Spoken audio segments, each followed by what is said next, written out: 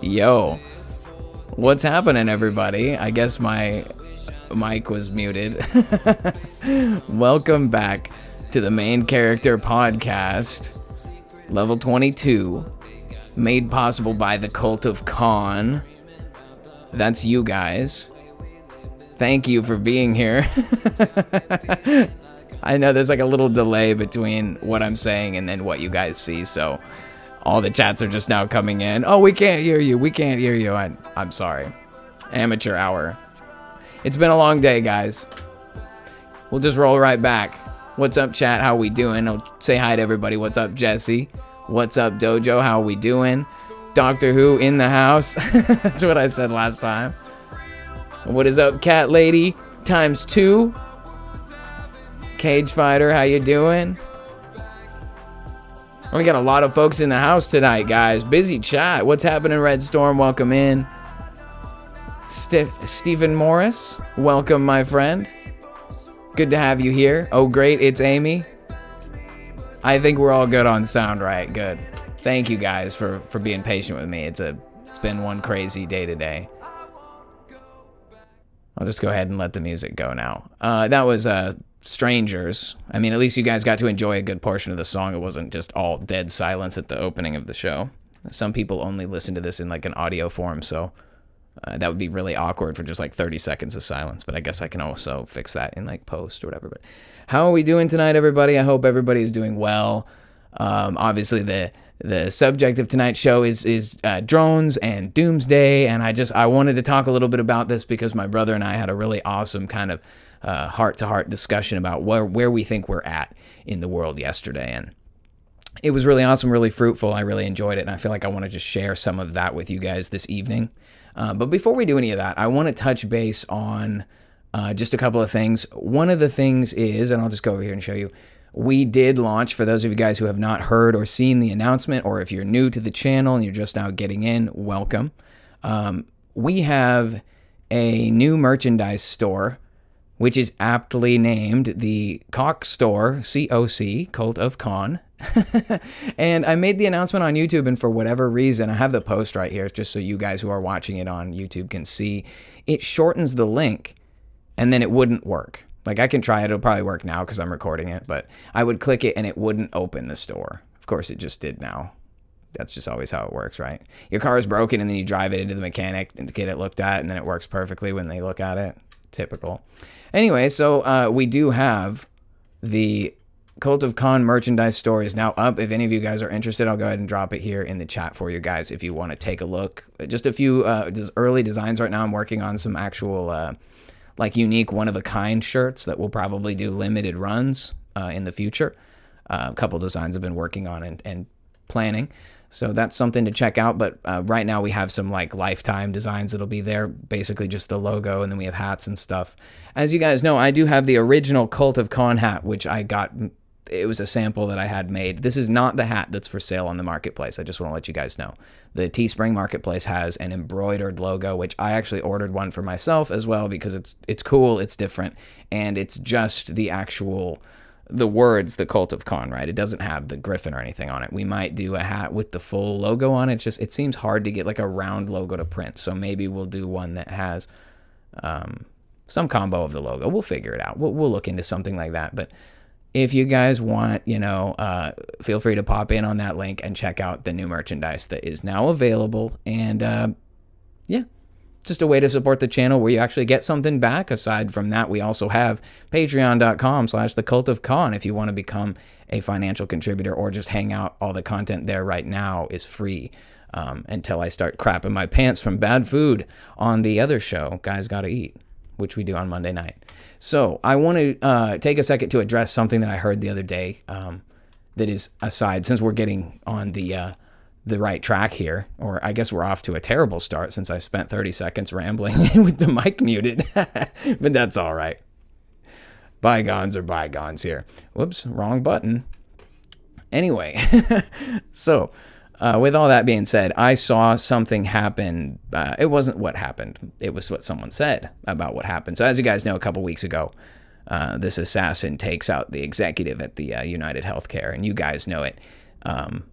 It's been beat to hell by now. I think it's over. It's old news now, all right? We're not talking about it because he got picked up at McDonald's with all the evidence in his backpack, and, he had the manifesto. Okay, but that's beside the point. There was a discussion that was being had. I don't know who was talking about it exactly, and I'm not trying to throw anyone under the bus, but there's some things that have to be talked about. And when it comes to stuff like this, I just want to make sure that I'm like doing my due diligence to try to, carry the truth message. We don't know how much of that whole thing is real. The whole thing reeks of psyop, especially since it was like the big mainstream news story for a couple weeks. Whenever there's something that everyone's talking about, I get suspicious of it because it seems, orchestrated, staged, right? I was just talking about this the other day. You see a video of a car driving by on a guy's YouTube channel, say he does like a car channel. And usually when you see him driving by, it's like he went over there and placed a camera there and then drove away from the camera and then drove by his own camera to get that shot. Totally normal. And just like in that instance when they, apparently landed on the moon and there was a camera already there watching the lander come down. What we call it when there's already a camera there, it's not the same as someone just capturing it live, right? We call it staged, right? And it's not necessarily a bad thing in the instance of like, say you're running your car and you want to get cool shots of your new car and you're like, oh, I'm going to capture it and set my camera up. Like that's staged, but it's not necessarily, it's about what you intend to do with that staged footage, but there's no denying what's true and what isn't.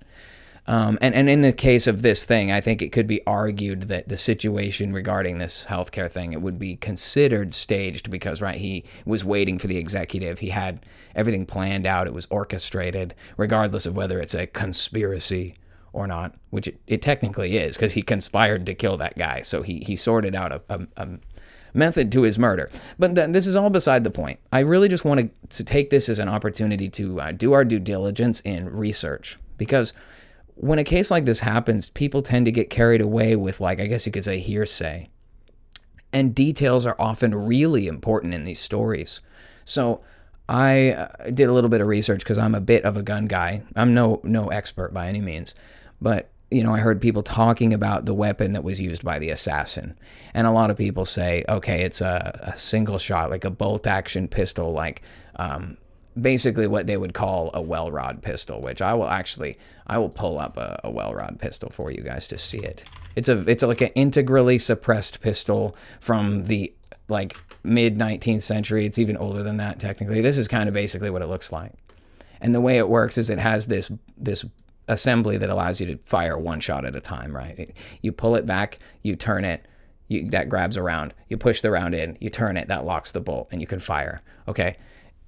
This is all kind of just getting into the nitty gritty and, not something that like even Cage Fighter says, it's best not to research, best times to spend time on something else, right? I totally agree. But when it comes to stuff like this, I think it's just an opportunity for us to exercise our due diligence because a lot of people were talking about, oh, it's this particular pistol. That's why this, that, and the other thing. And as somewhat of a gun guy, I find it like kind of frustrating because people were just trafficking misinformation about the case.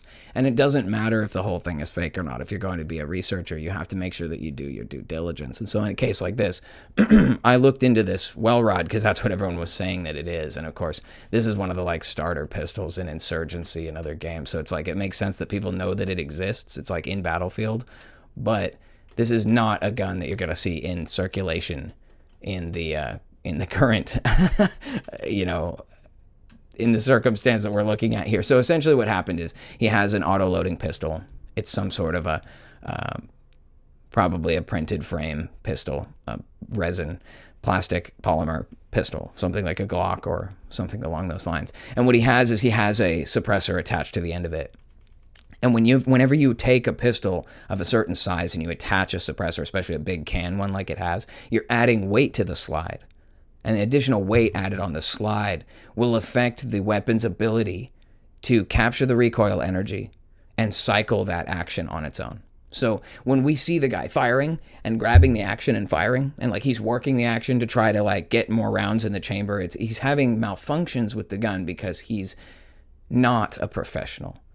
He's not using a firearm that is properly configured for this suppressor that it has on it.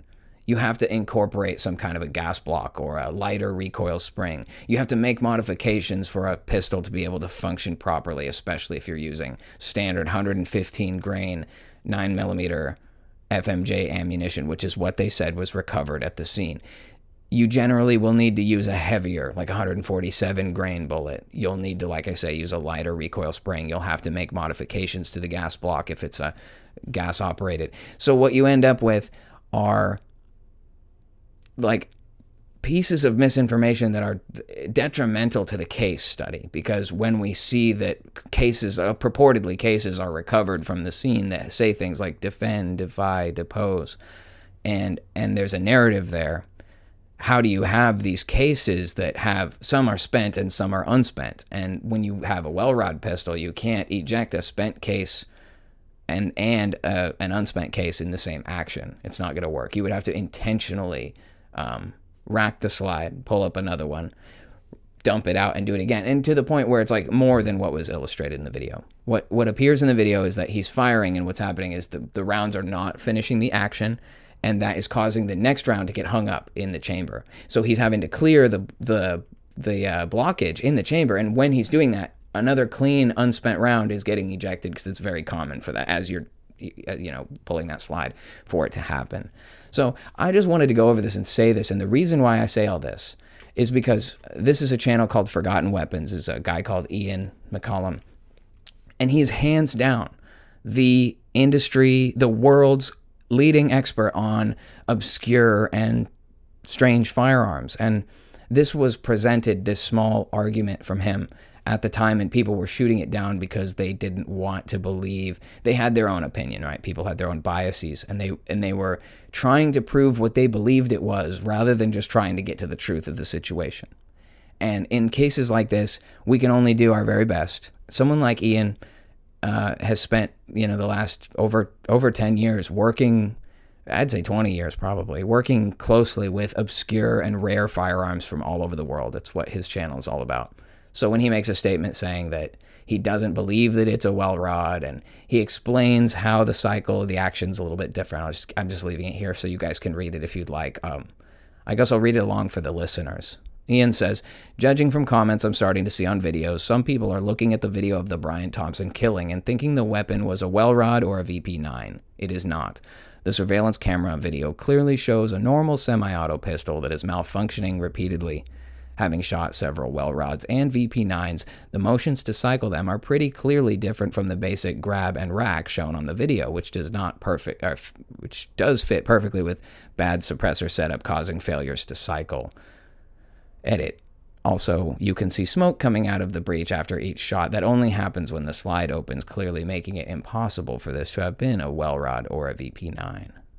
So, with all that being said, in a big roundabout kind of a way, I just want to clarify that kind of information can happen when we have new cases. So, with that mindset, I want to open up I'm not opening up anything. I mean, we can talk about it for a second, but as you guys know, in the last couple of weeks, now similar sightings are being reported here in San we've Diego seen, and across Southern California. Drones everywhere, right? You guys know all about this. It's definitely not news anymore. And I was just going to kind of ignore it, but it's something that needs to be discussed, right? People are talking about it. People are pushing the issue of the drones. And I see this situation playing out, and it's kind of, it's kind of something that we've thought about for a long time, which is that there will come a point where it gets increasingly more and more crazy as we draw nearer to whatever events they plan to put us through. This is, I think, a good example of like everything that people have been talking about for a long time starting to come to fruition. I don't know what this guy's saying. It's just talking about the drones. Last night, someone called our CBS 8 newsroom with reports of a large drone sighting above the SR 125 freeway. There are drones all over the sky. And this video was taken 3 nights ago in Temecula. We eventually saw... MK Ryan, we're going to talk about that 24-hour sun. I didn't see any 24-hour sun. You got to tell me what you got, man.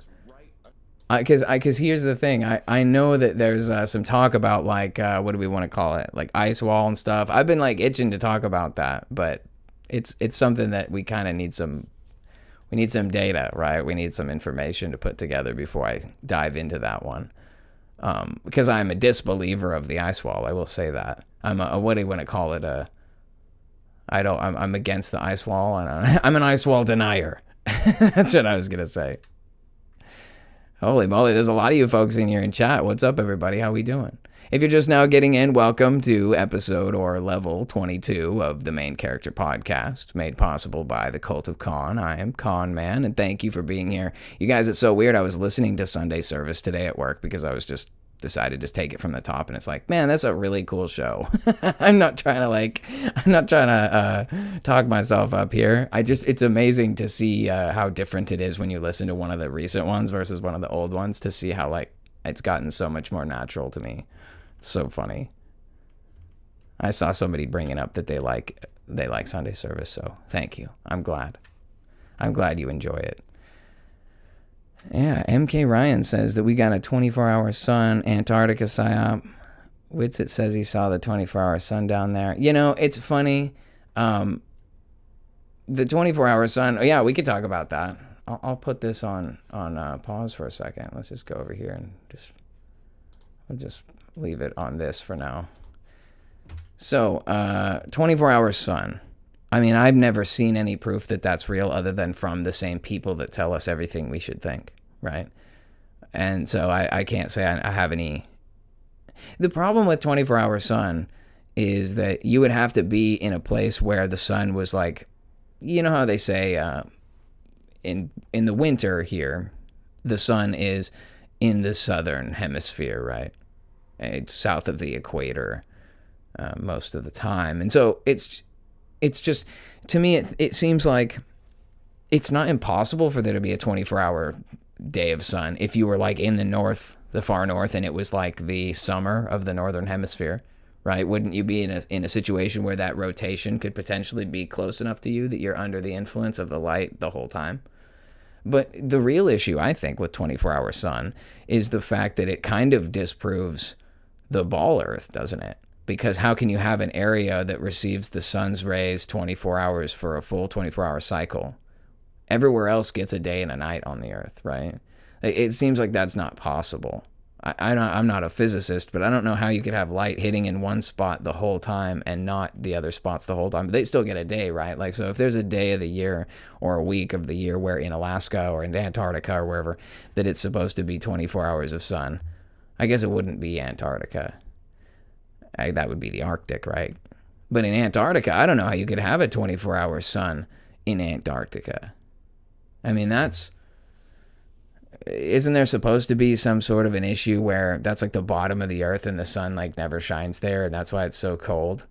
I could be out of my mind about it, but I feel like I remember growing up and being taught in school that the reason why Antarctica is like frozen is because the way that the Earth's rotation is with the sun, like it doesn't get any sun there. Paul's like, I've been itching to do a live talking about all these topics, but I just don't have the time yet.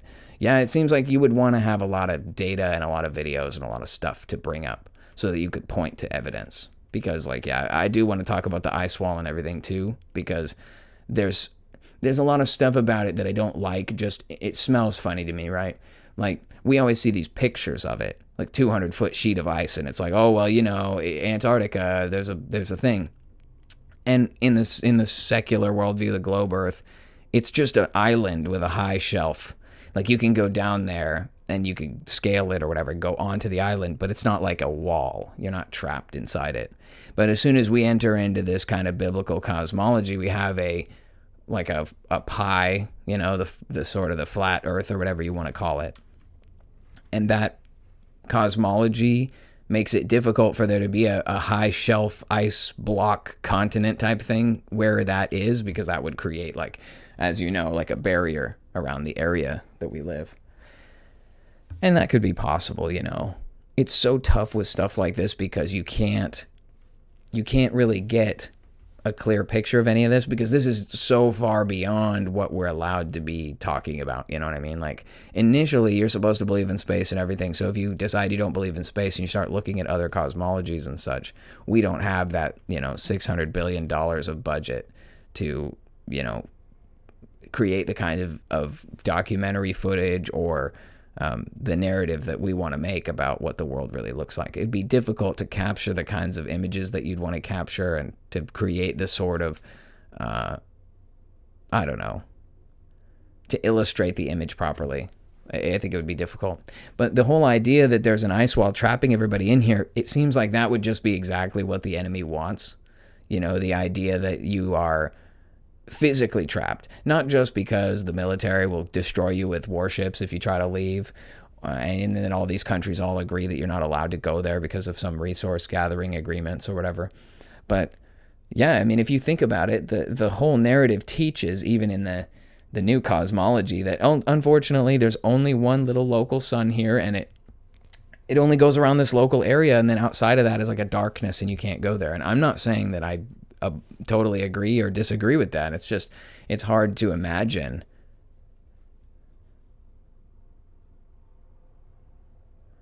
Paul says, I hear the sentiment that the timing of the final experiment along with them drones is to solidify the infinite space/alien narrative. Well, have you heard any of the narrative about why the drones are there? Because I don't know what all everybody's heard, but I hear you guys. And I figure that you guys have probably heard the rumors going around too that it has to do with like missing nuclear material, right? And there was this report that a container containing some small amount of radioactive material, nuclear material, went missing. And the container arrived damaged and opened. And then everybody thinks that the drones are out sniffing for radiation, that they're like sophisticated government drones and they're out looking to see if they can find the missing radioactive thing. And it just sounds like the plot of Batman. You know, it's like they've lost the nuclear material. It could turn up anywhere in Gotham. It's, you know what I mean? It just seems to me like we're waiting for the second phase to be like, oh no, they just leveled New York City and then now we have to go to war. You know what I mean? It just seems like there's always something, you know. But yeah, apparently the narrative right now that everybody's talking about in regards to these drones is that there is a missing piece of nuclear material that got stolen or misplaced conveniently, and that all hell is about to break loose. But the thing is, I don't know about you guys, but I don't really believe in nukes, and that's kind of controversial, I think, to say. But I legitimately, I mean, not to you guys, but I really don't believe there's such a thing as nukes. And I don't know if you guys have ever heard of Crow 777 Radio. He's out there. He's a truther, conspiracy guy. He has a great little series about nukes. There's like 2 or 3 different episodes where he talks about it. And I think he does a great job of covering it. So if you guys are ever interested, that's crow777radio.com. And I really do like sending people in the direction of things that I've heard before, because I kind of have just listened to anything and everything throughout the years trying to figure out what's going on. And some of these guys have absolute gems. I don't know if you guys ever heard of the lunar wave, but that guy, Crow 777 Radio, is the one who actually filmed the lunar wave. And I had never heard of that until recently, and it's kind of a mind-shattering concept. Yeah, Cage Fighter's got it typed out there in the chat. It's like Crow with 2 R's, yeah. CRROW777. What's up, New David? Welcome in, my friend. Yeah, Jesse says, I don't believe in nukes either. The places where they were dropped are populated. Yeah, and there's more to it than that, right? Like in Japan, Ground Zero, they had the trains operating again and people moving in and around the Ground Zero within 2 weeks.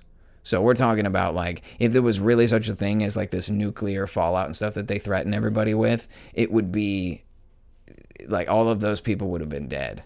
It wouldn't just be like, okay, well then you're gonna have like deformed kids, and that's a whole other can of worms. But the Ground Zero thing is tough. There's also esoteric stuff that is less well known.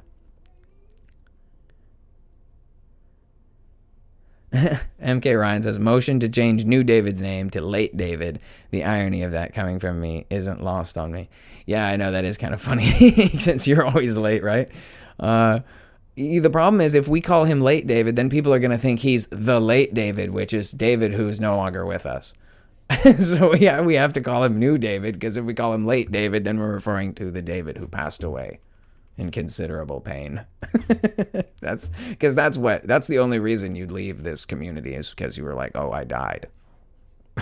I'm out of here, guys. Sorry, good luck with that project down there. I'm out of here. You know, my brother Sam and I had this conversation yesterday, and it's like, I actually think I'll throw this at you guys because it's crazy, and since we're talking about crazy stuff on here, and we always do. He brought up the idea that, like, okay, Noah's wife, Noah's 3 sons, their wives, and then whatever their kids, whatever, right? Where did everybody come from?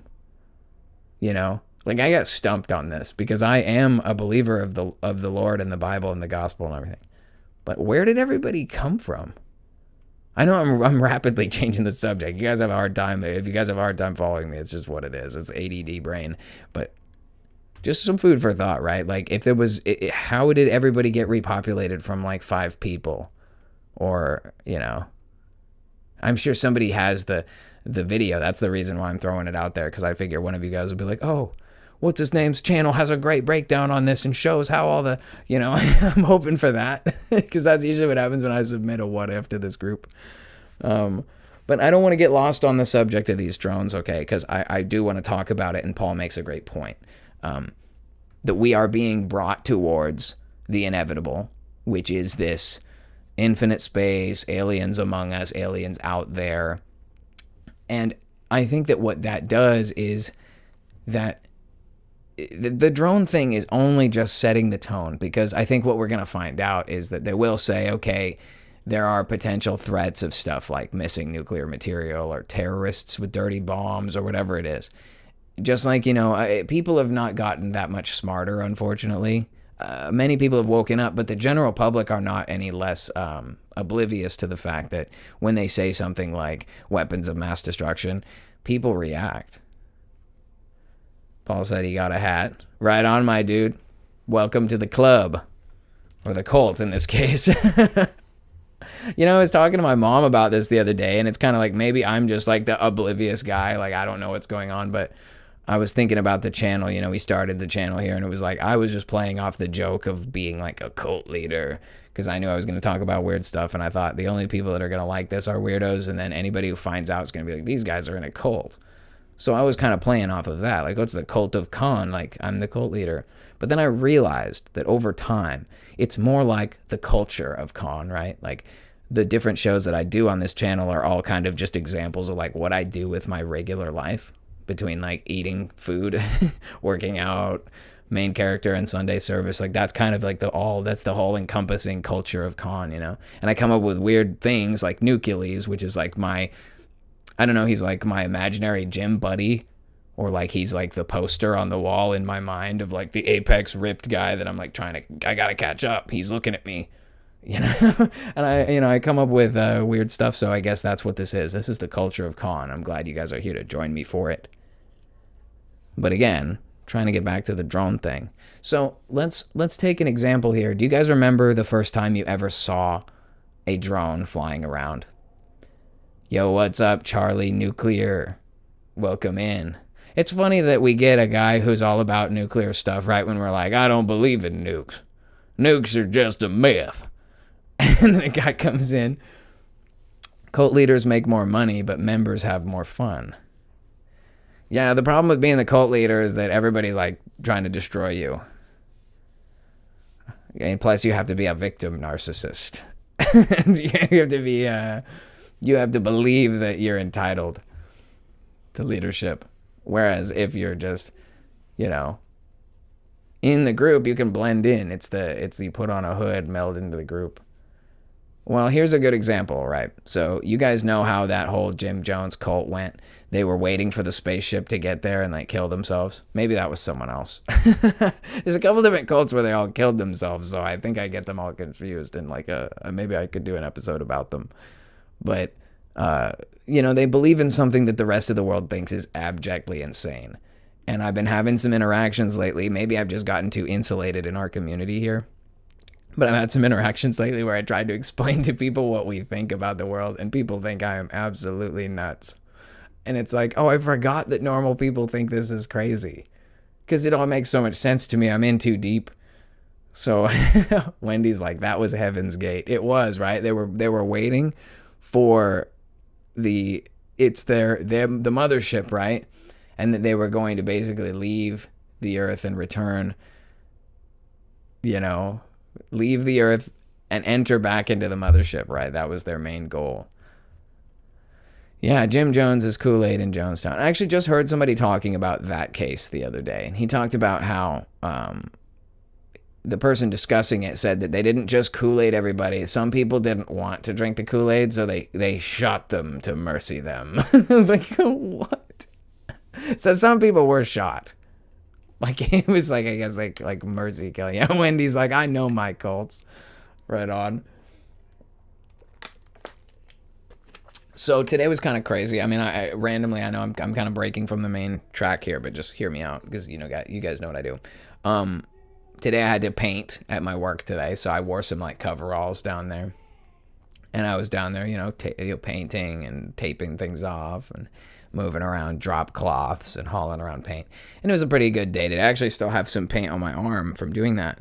But I haven't like done this all day in a long time. And like, I even work out, but like, that wore me out, dude. My back is so tired. Like, I feel like, something's gonna pop or something. I don't know. It's a good day though, but I was tired from it. It's been a kind of a big week, and work's just been, running me ragged. Like, they've been working extra, which I probably already complained about it, but yeah, the last week was just kind of rough, and it brought me to kind of a point where I was kind of like getting overwhelmed and kind of freaked out. And it's cool because this is all just how the Lord works, right? So I was having this kind of chaotic, then I was like, I need some peace. I'm searching for peace. And it all culminated with last week's Sunday service being about peace. And I had a lot of stuff to think about after that morning. And I've been kind of thinking about that a lot this week. And that's where it kind of led up to, this is where it all weaves together. I'm actually doing something really complicated here. So my brother and I had this really down-to-earth conversation yesterday. And we were talking about stuff like these drones and the implications that we know when we were little kids, nobody even had a cell phone yet. And now we've got this technology flying around all over the place. And we've become so desensitized to all of it. The 600,000 Russian casualties in the Ukraine. And it just it just goes over people's head that like, I don't know what it is. I guess it's just many years of propaganda, but like Russia, they're just people just like us, literally just like us. Their culture is very similar, in many ways better. And 600,000 of their men are dead from this conflict over there. And I don't know what Russian people think, but like in the West, we just don't really think about that stuff anymore. Like if you look at the wars in the days of old, or even in like the 1800s and stuff, people remember and they get upset and they're activated. But our culture today is it's weird, like people are desensitized, okay? So now we're in this point where we have become so desensitized that we have the airspace is totally overtaken by flying machines and entities of unknown origin. And And we are okay with or allowing our government to not have any answers for the people. And I know that everything is a big psyop, right? We could talk about it all the time, like about how they stage stuff for their purposes, and we'll see what their purpose is as we get drugged down the next ridiculous, path. But what I'm getting at is just that as things get more and more chaotic, we're going to be searching more and more for things like, the peace of the Lord, as well as our faith is going to be tested in these times. This is kind of where the doomsday aspect of tonight's episode plays into this, because when we talk about the end times or the end of days or whatever, we tend to think of it like, and we've touched on this before, but we tend to think about it like it's the end of the world for us. But we have to remember that people like us who believe in Christ we're not here for the long show. We're here for a short time to do what God sent us here to do, right? Like, your mission in life is the purpose you came here for. We're not really meant to live here and like have a long time and to collect a bunch of stuff and to build some worldly legacy. It's almost like, we get lost doing that and we don't do what God wants us to do. I mean, it's really common. You can't serve God and mammon, he says. So as I was getting at, last week I needed some peace, and I found some peace and I had some good stuff. And then I started feeling like inspired, like victorious, thinking about like at the end of the day, no matter how small our group is here, we've been given a very special thing, I think, of this awakening. Like, how I said to I've said to my coworkers or to people that I know, things that are like conspiratorial are out there. And I keep thinking that the world is getting closer. You start hearing mainstream podcast people talk about weirder and weirder stuff. And there's like memes going around where it's like, oh, the conspiracy theorists are right. Give them, 6 months. It used to be 20 years that it took for the conspiracy theories to be proven true. But now it's like 6 months or 90 days or whatever, The general culture is starting to believe in the mysterious and the unbelievable stuff. And even the little things, reaffirm that you're not crazy. Like, I just heard a story earlier today from a guy who tells spooky stories about somebody who had like a bad alien experience. And they were at this campsite, and long story short, they were out before they had the alien freak out and the probing or whatever that happened to them. They were laying in their tent in the woods, and they heard somebody in like a rubber suit milling around in their campsite. Like, they described it as being like, it sounded like they were wearing like a rubbery suit and like walking around. And I'm like, dude, I saw that rubber suit thing, dude. It's like, I had never heard that story before. And then today I heard it and I was like, okay, dude, I know I'm not the only one who's seen or heard of this crap. So it's like, we are becoming a kind of people who are aware of things that are unbelievable but are totally real. And then in general, the consciousness of normal humanity is raising. And I don't know if it's a product of like collective consciousness or what, but as little weird groups like ourselves become more and more aware and more in tune with this stuff, and we get our narratives hashed out better, and we become more cohesive in what we believe, it starts to affect everybody. And I think that it's known that this is going to happen, right? Let's just imagine for a moment that someone was right in their conjecture, their totally unsubstantiated conjecture that Satan's little season started in 1776. And we know that because the Statue of Liberty, and they celebrate Independence Day on July 4th, and it's Satan's independence. Okay, whatever. Okay, so that's 248 years ago. And we're like, oh, the millennial kingdom's 1,000 years, so 4 seasons in a year, 4 quarters of the millennium, that's 250 years. Okay, we've covered this, guys. I'm not reinventing the wheel here, but it seems like if it's 2 years till the 250 year mark, why is everybody like 2 years away in their mind? You know what I mean? Like, I'm not trying to I can't put dates on anything. I'm not in charge of anything. I don't know the Lord's real plan in terms of nitty gritty. But guys, like, why do they do all this?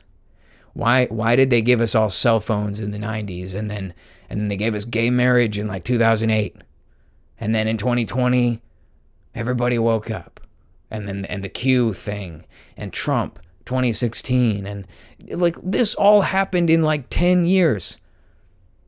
You know what I mean? Why now, dude? Like, you can look at everyone. Most of you guys are older than me. Look at 10-year periods of your life. Did it ever get this crazy, this fast, or at all? You know what I mean? Like, am I just living in a presentism, main character syndrome? It's all about me. Because when I was a kid, everybody wore like faded blue jeans and like sweaters that didn't have hoods for some reason. I don't know why those sweaters exist. But anyway, you guys know what I'm talking about. Crew neck. Who wears those? That was like a 90s thing, man. And then, I don't know, dude. I have a hard time feeling like it just happens to be that everybody here starts to have this kind of collective awakening. It doesn't mean that we got all the answers. I just mean that we started wondering. Like, I can tell you guys, I can't speak for everybody, but I don't remember my brain a few years ago. And like, I had a couple of head injuries, so that could be part of it. But no, but I try to remember your brain before you are awake. Can you do that? Can you remember like caring about stuff that didn't matter? I mean, I can remember doing it, but I can't remember falls like I wear those. Yeah, but you know what? You live on the other side of the pond, so it's a totally different experience. That might as well be another planet as far as we're concerned. It's a different plane. There's this one and that one over there. Although, like, if it weren't for policies, I'd trade you. Like, I always think about, like, I feel like my ancestry is English. So I'm over here for some reason. But, yeah, I don't know, man. It seems to me like we're living in an era where things are accelerating exponentially, right? Where we initially had the government lying to everybody and saying, there's nothing out there. There's no evidence of anything. Anyone who thinks that's crazy. And I remember being a kid and looking at, like, you guys know about, like, Slab Town. I bet Wendy knows about that. I think that's in her area down there. They have, like, this city in the middle of nowhere. I think it's called Slab Town. No. What's it called, guys? Slab Town's in Portland. There's like this little city in the forest. It's like made of stone. And it's got a bunch of weird murals. It's not in the forest. It's in the desert. That's what I meant. Forest and desert. How do you confuse those two? Shoot, man. Sometimes I think that there's just something going on in here. They got a couple of screws loose in this guy's head. What is he even talking about? Charlie Nuclear says, Isaac Newton said the most definitive date he set for the apocalypse, which he scribbled on a scrap of paper, was 2060. Kingdom Within, welcome in, my friend. Good to see you, my man. I actually just discovered your channel from Paul recently, because, you know, we've been hearing that you guys have been having some trouble, and I've been praying for you, brother. You know, I try my best to be a cheerleader for this community, you know, so whenever I don't have a lot of resources, but, you know, obviously I come from a place, we come from a place of incredible resource. So I do what I can to be like, well, Lord, we need some access down here for our brother. So I hope things are turning around for you. I hope that there's a way that we can help with that if possible, you know. And aside from that, you know, it's part of God's plan, right? Like, I hate to say that, you know, whenever anybody's going through a hard time, it's like, I've been there myself, and you get told, well, it's just part of the plan, you know. One of my favorite teachers is a pastor called Dr. Miles Monroe. If you ever get a chance to look him up, I highly recommend it, because he's just such his heart was just so good for the Lord. You know, obviously there's a time and a place for everything. But he in his time and place, he was amazing, an excellent man. I love him. And he would say stuff like, you're either inside of a crisis right now, you're coming out of a crisis, or you're about to be going into a crisis. So I pray for your well-being, my friend. And if there's anything I can do, I mean, I let me know, dude. If you guys are still doing a fundraiser, I get paid tomorrow, so I can send some money your way at that point, dude. I'd be happy to help you. Really, for sure. And thanks for being here, man. Good to have you. You know, I forget sometimes that you guys actually watch this show. The first ever one that we did, it was kind of quiet. And now things are starting to really pick up around here.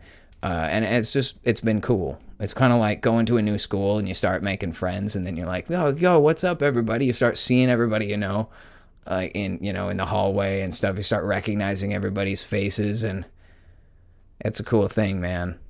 we're all here for each other. That's what God created us for, was to be this body and work together. And that is the coolest thing ever. That's kind of right on track with what I was saying earlier about how, like, after last week, I've kind of shifted. I was kind of in a place of chaos, and now I'm starting to embody a sort of like a victory mindset, you know? Like, I'm starting to feel like we're gonna win this, guys. We got to remember that, like, especially how, you know, stuff always gets hard as you get close to the finish line, right? Like, for each and every one of us, we're cooking. You know, we're all in the oven right now for what God's planning. And that's one of the things I think is so amazing, because each and every one of us within the last probably 10 years for sure, less than 5 for most of us, we basically, I wouldn't say woke up. I don't even like to use the word woke up, but, like, you know what I mean? When we started realizing there was more to this story than just like going to church or just believing in Jesus. Because my whole life was kind of lukewarm anyway, even if I wasn't living in darkness, because Jesus was just kind of this ethereal thing. But, you know, this idea about the kingdom, you know, millennial kingdom, little season and all that, it makes, and the biblical cosmology too, right? You know, just, it's crazy. It's crazy, and it brings everything into a much more, like, realistic state.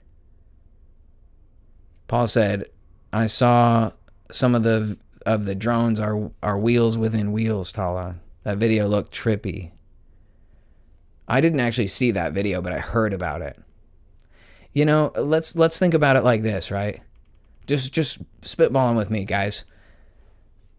Let's imagine that the millennial kingdom ends and the holy city, like, vanishes from the eyes of the people, and a population of the people vanish or leave or something, right? So there's a change in the world of leadership. We know there's obviously, whether that was gradual or sudden or some combination of events and then gradual or whatever.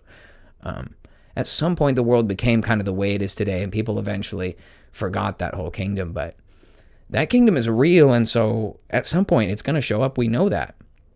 At some point, this separation of the world we live in now and Jesus and God's world, that's going away at some point. And my opinion is that there will come a day that we may not point to a particular day. Paul and Culticon, I'm curious to know what you both think they are. Well, this is what I'm getting at, right? So I think that there's a combination of machines and entities. And that doesn't necessarily make it a good thing. But what if where we are that close? Like, what if there are angels, like, showing up to be like, make way, the kingdom of the Lord, or whatever. And then they're like, oh, crap, we have to obscure it. So they send a bunch of drones out in the air so they can call it drones. You know what I mean? Like, it might not be that they're prepping us for something by trying to make us afraid, but that there's something to be afraid of, at least by standard definitions. And they're like, yo, no, it's fine. It's a... Charlie Nuclear says, it looked like an ionized ball, which looked like circles and waves of circles. Is that what is meant by wheels? Yeah, it's hard to say. Like, this is another one of those things where we just don't, like Paul says, still taking in data. Like, we really don't know exactly what's going on out here. And I'm not trying to be like, oh, I do know. I think that the more they say that they know, the more they report that this is what it is. Like, oh, they're sniffing for nukes. That makes me suspicious. You guys remember a couple of years ago, it was Christmas. I think it was like 2021, maybe, in Nashville. And there was an RV that just exploded and, like, blew up a building downtown in Nashville. And then all the news was like, RV bomb, Nashville RV explosion. And everyone talked about it for like 48 hours, and then the story just disappeared. No one talked about it anymore. Do any of you guys remember that RV bomb? Or how about the fact that that massacre in Las Vegas? I don't remember what year it was, but you guys know that massacre of 500 people or whatever that were shot in Vegas by that one guy with ARs in a hotel room, a high-rise hotel, and he, like, somehow took out the ballistic glass. And that's a whole can of worms, okay? But that event happened where they're like, this is the guy that did it. And then the story just stopped being reported. They're like, oh, yeah, that one bald guy did it by himself. No questions. Move along. You know, it's like sometimes events happen that it seems like, to me, like, what was the point of doing it if you're just going to cover it up? Like this CEO assassination thing. Like, what was the point of making a big deal? Like, he shoots that guy. Like, oh, we found him at McDonald's. Story's over. Strange. Oh, you're taking off, Joyful One. Have a good night. Thank you for being here. It's good to see you. Hope to see you on Sunday for Sunday service. Take care. Yeah, I forget about... I think that a lot of people don't know that I do Sunday service on this channel. That's actually the bread and butter of the channel. If for some reason I had to quit everything, like if I could only do one of my like 4 different video types, I would have to just say Sunday service is the only thing I'm allowed to continue doing, because that was kind of that was my, what I considered my work, my favor to the Lord to be able to do this channel. I was like, well, I'll do a Sunday service, and then whatever else is in the cards for me, we'll see what happens. But... thank you, Joyful One. She says, remember how much the like button needs your digit. And she's got thumbs showing. Press that like button and click subscribe for more wacky and crazy weird stuff from this like not very focused channel. However, although I have severe ADD, I do think that we managed to get the point across at some point. And what I was going to say about all this drone stuff is it's just like Paul mentioned earlier tonight in the chat. We have a steady increase in weird things going on. The people have become more and more, I guess you could say, desensitized to strange things. So as things get more strange, it's starting to seem less far-fetched for the things that we have theorized that need to come to pass. You know, when I talk to people about the potential for where they're taking us, it seems like, how could the world be over in 2 years or in 5 years or 10 years? It seems like there's just not enough time. But I feel like they're slowly accelerating it, right? Exponentially accelerating it until it becomes easy enough for them to introduce something insane. And in the scope of everything we've been dealing with, it's not that bad. Dojo says, I'll be listening, but I'm going to bed also. Much love, family, Con Man, and Wendy. Later. Take it easy, Dojo. Rest up. I know you work early, so get in there, get that money until the day is done. And one day we will never toil again.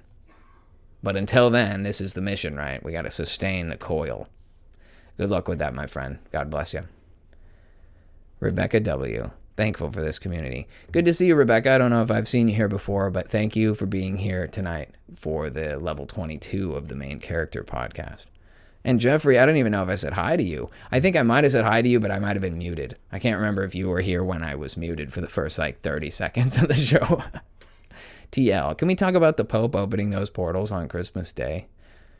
You know, that's interesting. Now, is that happening already, or has that happened in the past, or is that set to be happening on Christmas Day this year? Because that's super disturbing. They're really big on portals. I heard a guy talking about the Olympics in Russia a few years ago. I guess it was a couple decades ago now. But apparently they had like 5 rings, and they like lit each of the rings, and then the 5th ring like didn't light. It like malfunctioned, and it acted funny. And everybody said like, oh, it was an issue with the lighting, but most people think it was like supposed to be a portal, and that the portal opens on the 5th one. So I'm starting to see this combination of things. Have I talked to you guys yet about the channel Lucius Aurelian, the Restitutor Orbis channel? Now, I'm not complaining. I actually really like the guy's show. I probably brought it up before because I've been listening to a lot of his stuff lately. He does a lot of, like, I guess you could say, photo investigations and narrative investigations about the old world. He calls it Tartaria, and he really believes that it was just like some human civilization. He's like the kind of guy that kind of sidesteps the Jesus thing. I understand, whatever, dude. I don't like that, but whatever. So he brought up 5. He has this thing called the 5 timelines, and it's actually worth looking up because he really does have.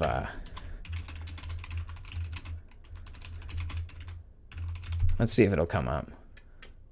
It's called the 5 eras. Oh, he has a brand new video about it too. Let's go. This right here, the 5 eras and alternative timeline. So you guys, this is definitely, I recommend this channel. Like, even though I'm like a Millennial Kingdom, Little Season, Christian first kind of person, I think that he's a great guy. He's really nice and funny, and he's really cultured. He knows a lot about entertainment and history and stuff. But yeah, so he has this theory, right, that history has had 5 major human empires.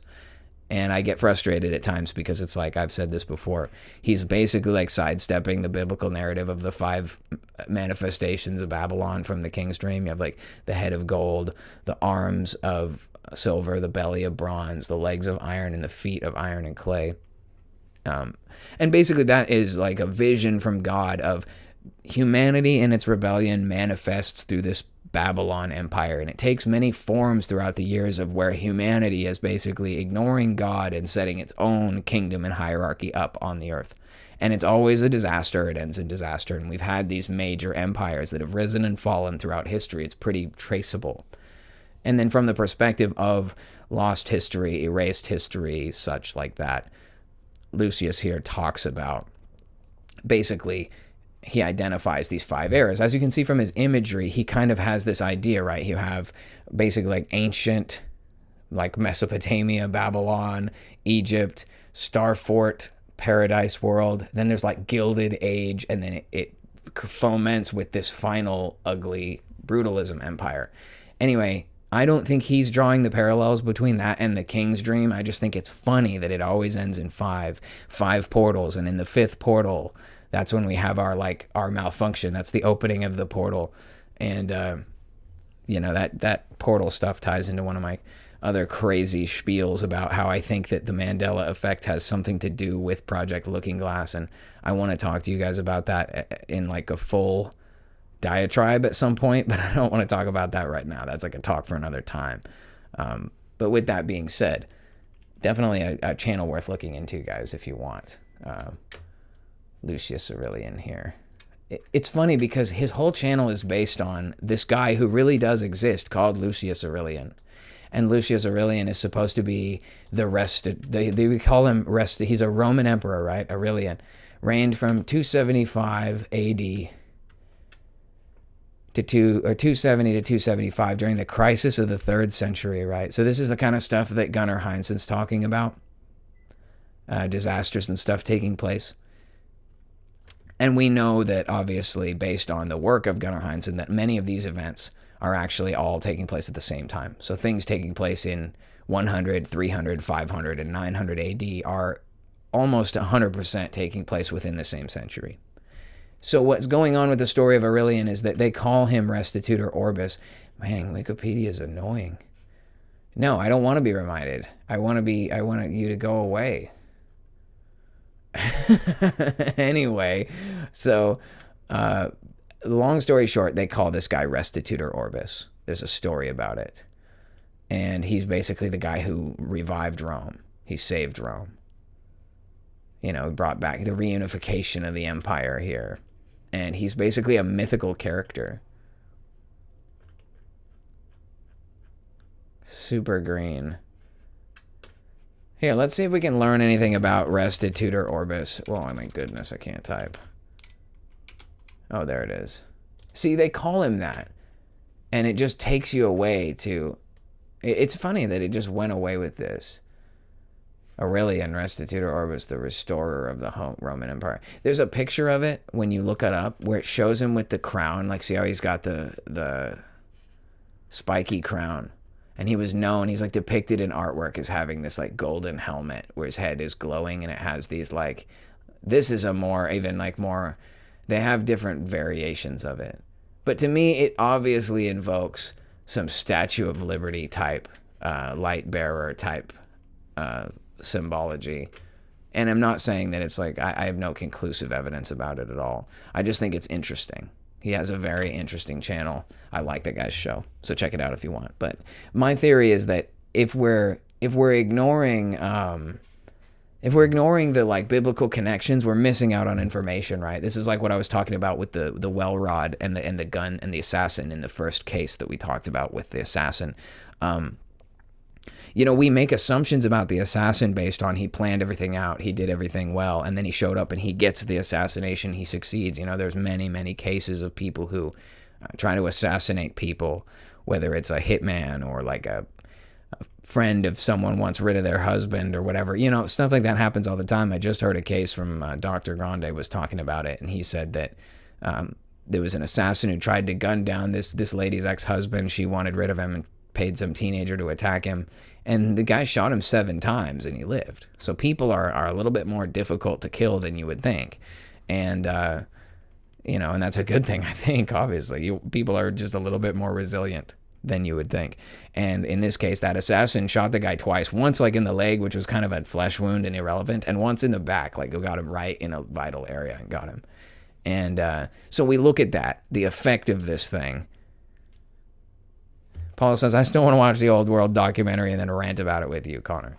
I would love to do that, man. I talked about it a little bit, but I think that having your insight would be great so we can bounce ideas, because I want to dig deeper into the whole, the division of, I guess you could say, the truthers, because we're starting to consolidate, right? Most truthers now are kind of on the same page about 9/11 and about the shape of the earth and such. Not to say that we have consensus, but we've all moved collectively in some direction, and now we're getting like a wedge driven between us where it's kind of like, do we decide, are we Christians or are we secularists? This is the real, I love it because it's so Christ-like too.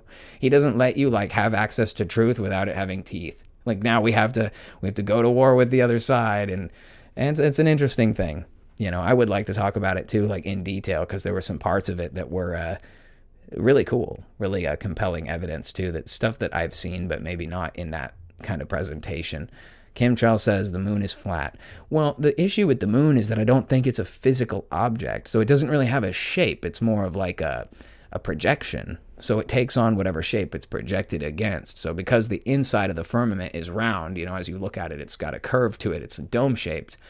The moon projected on it creates kind of a convex. So it appears dome, like a ball. It very much seems round, but that's because it does have a curve to it. It's just when you look at something, and I saw a scientific explanation of this, if you don't have a point of context, an object will look like a sphere even if it's a bowl.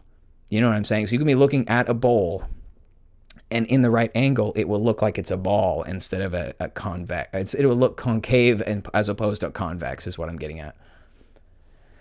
Stratos Zero says the moon is definitely a projected hologram. And it's interesting too, because is it a naturally occurring phenomenon, or is it some sort of a machine projected concept, right? And I'm totally a believer in God's creation, but it makes me wonder because of that lunar wave. We mentioned this a few minutes ago, Crow 777 radio and the lunar wave. If you guys haven't heard of that yet, I highly recommend looking it up. This guy has recorded a video of the moon basically got it refreshed. Like he was looking at it with the camera and it sweeps down like an old TV. The only way to describe it is let's say you had an image and you overlaid another image on top, and as the refresh comes down, as from the top to bottom, like a CRT monitor would refresh, if the images are not perfectly aligned with each other, you'd see the change as it was coming down, and it looked just like that. It's a very weird phenomenon. I have no answer to it, because it's like, what? Is the sun and moon I'll tell you guys my crazy theory, and you guys could just hear how nuts I sound. Paul says, I have a video from 2014 explaining the divide in the truth movement. Nothing has changed. Well, I guess that's just the way it is. Oh, but that's what I was saying. It's at least nice that the division is over Jesus, because he came to bring division. So it's no mystery, and it's the same character, right? He's the same yesterday, today, and forever. So at least in that regard, we have, Paul's lunar wave is conspiracy classic. Yeah, it really is. It's one of those, I don't know. If you wanted to tie it in to we still haven't talked about it, but I think MK Ryan's itching for it. The fake sun / ice wall denier episode. Maybe we'll do that for Christmas. Isn't next week going to be Christmas? Is it really that soon already? What's the calendar say? Oh, it is. What's new in calendar? Christmas Day, dude. I'll be live on Christmas Day, guys. Don't you worry about that. We'll be live. Maybe we'll go in early. I'm off work that day. Let's do a Christmas special. We'll launch the main character at 2 hours early. How about that? That'll make it easier for our East Coast people to get in here for that. And then we'll make next week, we'll talk about, I'll do my own little presentation. We'll talk about everything I know about ice wall and why I'm not sure. I'm kind of an ice wall denier. And I also want to talk about that sun, that fake sun, because it all comes together, right? If there's a lunar wave, it implies that it's possible that that's not the actual moon, okay, that maybe it's some sort of piece of advanced technology replicating the moon. Now, somebody made this point, and we'll expand on this more, but if Jesus came back already, right? If he did what he said he was going to do and he built this kingdom, you know, the Revelation account talks about, you know, the lights passing away, like the Son of Man is the light of the world, and he becomes the light of the world, and that he lights the city, it needs no sun, and that there's all this implication that it gets like replaced by the sun. The sun is replaced by the sun. I don't know if that's already happened or what that mechanically would look like. But just think about this for a moment, okay? Somebody denied me of this, and I'm sure they were right for telling me I was talking nonsense, but just hear me out. What if Jesus comes back, Armageddon, the whole thing, he establishes the millennial kingdom, and the light of the world is him in the kingdom, right? And so the world is lit by this like central sun that like never goes away or something? Or maybe it like travels around. I don't know. Okay, just hear me out. Then what if at the end of this 1,000-year reign, like he takes the light away, he goes into hiding and it becomes dark. The whole world's dark, you know. This is just a theory, right? And then, okay, Satan, here's your season. It's complete darkness in the world now. Do whatever you want to do. And there's stories, you know, of people saying the sun went dark for a long time. Like 18 months or something. I'm sure Paul knows more about this than I do, but there are stories from the early AD period, and that might just be from the tribulation that people were experiencing, or I don't know, something else to look. This is why we'll have to do a deep dive into this, but I'm just theorizing that it's possible that advanced technology could be operating the cosmos, that we're looking at like a video recording of what the cosmos used to look like, and they're being projected to us. The sun could literally be some sort of advanced piece of technology, and the only reason it's happening is because of course I'm complete conjecture, complete spitballing, but I'm just saying, like, this is the master of lies here that we're dealing with, the father of all lies. So imagine that this guy is given a chance to rule the earth again, but it's like, now you do it, you provide light for the world, you're the light bearer, show him how it's done.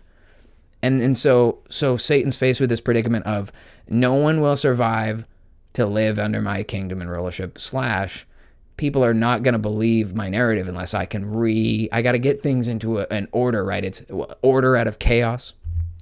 So how do you do that?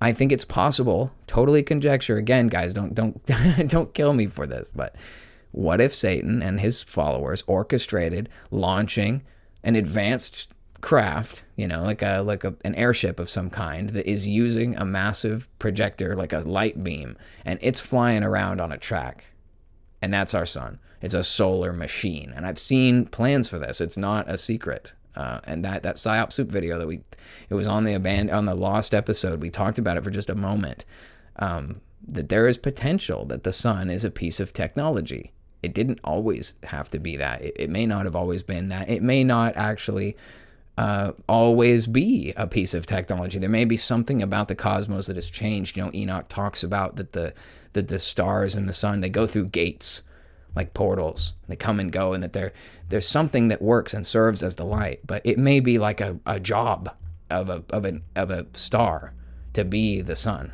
like to be the light, to travel through. I look, again, more stuff that needs a deep dive, more things to learn about. But my theory is completely just based on the simple principle that it would make sense why the moon was having a refreshing wave is because it is the moon. It's what the moon used to look like.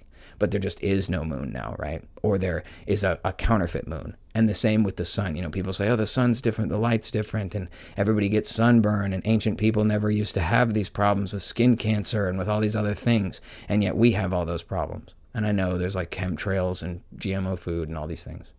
Just throwing it out there that it's possible that it could be more than just that we could potentially be living in like an actual construct, like what they illustrate in the Truman Show, where the sky is fake, you know? And that could all be done by Satan. We think that's impossible. What we're watching as we look at these buildings, we're speculating that these buildings are powered by the ether and that they have healing resonances, or that they're powered by the immanence of Christ himself. Like, we're talking about physics and systems that are alien to what we believe. But if we're going to entertain strange ideas, at least we should consider it's possible that the enemy's using that technology against us. One of the common things I hear is that there's this continent they call Lemuria, and it's supposed to be inside the circle. It's kind of hard to see because it's out of the camera on this map here, but this is a Vibes of Cosmos moon map back here. And there is a Lemuria continent on the moon, but our society and our people believe that it's like sunken or lost. The best explanation could be that Lemuria did exist. It is sunken and lost. And the reason why it's still visible on the moon is because A, it's not deep enough beneath the water to disappear, you know, because it seems like the ocean is what's creating the you know, insulation or whatever to create that effect where the continents are dark on the moon and the oceans are light. It could be that Lemuria is not sunken far enough so that it still creates its own land projection on the image. Or it could be that the picture that we see of the moon is a dated projection. That if the moon still existed, it would show the world looking different than what this is. We might look different than this by now. Like this might be what it looked like after the flood, but then after tribulation, it might look different again. And we just don't know because we don't have an accurate modern map, other than what the powers that be offer us to use as reference. And so that makes it difficult. So it's just something to think about. We'll have to look into that later. Charlie Nuclear says, look into natural parallels to floating point errors. AI will help you with this. I'm going to have to write that one down. Let me just copy your comment real quick, brother. Taking notes. We're learning. Because I know that if I don't take notes, I'll forget. Well, that's not what I copied.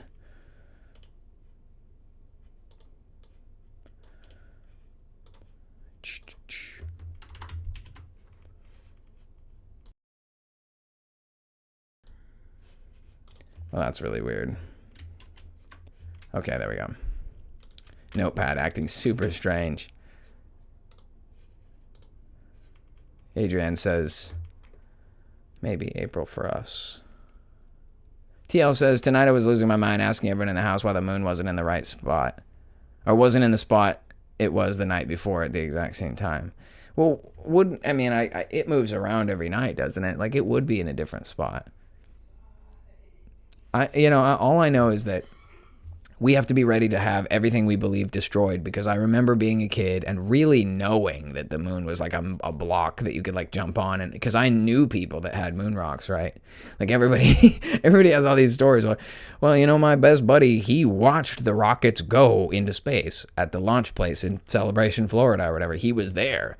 Or like, you know, like my uncle has a moon rock, so it is real, right? Like. And then eventually, you know, I had always believed it looked like a map, like it looked like it had continents. And then when I saw Vibes of Cosmos, it was the most like amazing thing to see. I was like, this is it. Oh my God, it's real.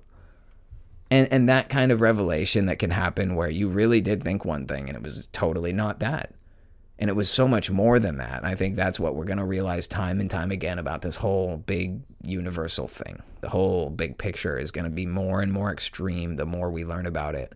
You know, my brother and I were talking about the whole kind of like, I guess you could say reincarnation, the idea that, you know, people who were saints were resurrected by Christ for the first 1,000, you know, for that 1,000-year reign. And then the rest of the dead wouldn't live again until after that. And then that's the rest of the dead living again. And my brother told me about this dream that he had where he saw a city, and it was like kind of like a Chicago or like a New York high-rise city, just like what we see today. And he said he drove over there. He was driving in a vehicle and drove there. And he said he had this feeling like he wasn't worried about what anybody thought or what anybody would try to do to him, because he was like ethereal. Like he said he felt like he was there for a reason, and it didn't, like there was nothing that was going to get in the way of it. So he came down there and he found this city, and like the city was damaged severely. Like it had skyscrapers that were like burned, where they had caught on fire and like burned until there was nothing left to burn. And then they just went out, and it's like a big skeleton of a building with half burned. And that people were living in that, like people who were living in like poverty. The whole city's kind of destroyed, but there's really nowhere else to go, and there's no support for anybody. And he was like looking at all these people kind of, they weren't fighting. They weren't like, you know, and they were doing stuff. People were going around and people were like, you know, living, but that the whole city was surrounded by this like big dark forest. And it's just basically, like you don't want to go in the forest. Like you get this feeling, he said, that no one goes in the forest and you don't want to go in the forest. And this is like this purgatory. And Sam said that it was like a hellscape. Like, that's how he pictured it. It was like a hellscape. And he went there and he saw some people and he talked to them for a minute and then he left. And he had this feeling like, well, I'm not here, but he felt for these people. And he said the sensation that it felt like was that they were all waiting. Like they were waiting for something. And it really tripped me out. It had me thinking about like purgatory, you know, like if you died in the days before Christ had come back to the world to restore the order of the universe, you would just be like in purgatory waiting, in captivity. And then to think that Christ comes down there and gets all the saints and takes them out, and how disturbing that would be for you, that you lived in this sort of like upside down hellscape of a world that, you know, as above, so below. I think that's the reason that made the dream sound so compelling, is because he's still describing a place that's like the world here on the surface. You know, it's like there's a city and there's people and they're living and they're kind of like just slaves kind of slogging there, but they can't leave. There's nowhere to go. And it's like, that's crazy. That's just like above, as above, so below. But so like maybe that's purgatory, right? Maybe people were waiting there and they were waiting for their chance to re-enter the world. They could still be waiting. Like there could be people who still haven't gotten their chance to come in here yet, you know, and to be a part of the last run of humans that get a chance to try and come to know the Lord and find their way to the kingdom. It's crazy. It's a super crazy thing. You know, until I had that talk on Paul's channel with the hijacker, Paul says, remember, you don't realize you're in the good old days while you're living them. I love this community we forged over the last year, and I'm thankful for all of you. Now I'm going to sleep. Rest easy, my dude. Take care. Good, you know, congrats on the new baby. I hope everything goes good. God bless you, man. But as I was saying, the last time I was on there with Paul and Hijacker kind of expanded upon his theory that the whole reason that Christ has done this, giving Satan a little season, is so that it's really so that everybody else can have a chance to find their way back to the kingdom, to find their way to Christ. And I just think that's poetic, man. That's beautiful. So when we look at the things getting more and more chaotic in our world, like everything from drones and assassinations of CEOs, increasing chaos. You guys heard about the OnlyFans girl who slept with 100 dudes in one day. We're at the apex of bad situations, like bad fall of Babylon. I was in the Taco Bell with my mom and my brother the other day eating and talking about this. And we were talking about how, you know, people don't really point to a time in history and say, that's the day that Rome fell. And, Wendy, it's almost nap time, but I'm going to try to make it to the end of the show. Yeah, you know, it's tough on hump day. Like the middle of the week's not over. What do you still have at least, 2 more days before you get to your vacation? So that's okay. What? Okay, well, that's gross. Wait, what? Oh, okay. My cousin went fishing with 7 guys once. Well, I mean, I don't know what all that entails, but yeah, anyway, so we're living in a very dark time, guys. Hey, take it easy, Ryan. Thanks for coming in, man. Yeah, Taco Bell, cast iron stomach. You guys know, guys gotta eat. AC469 says XRP Army. I think that's what that says. For some reason, those the letters don't. It's like not rendering properly for me. She came home with a red snapper. Yeah, Stephen Morris says, I heard she was going to go for 1,000 next. Yeah, that's crazy, you know. I don't know. You know, she cried already. They interviewed her, and she cried because she knew she had, like, torn her soul to shreds. And she just thinks she can double down on it. It's really a sad thing to see. I've, started to reach this point in my life where I'm kind of like an old guy already, even though I'm not there yet necessarily physically, which I'm okay with. But, you know, I've started to kind of realize, man, all the fighting and all the pursuit of material wealth and all this, bad behavior stuff that people think, they do whatever they can to get acknowledgement, to get noticed. And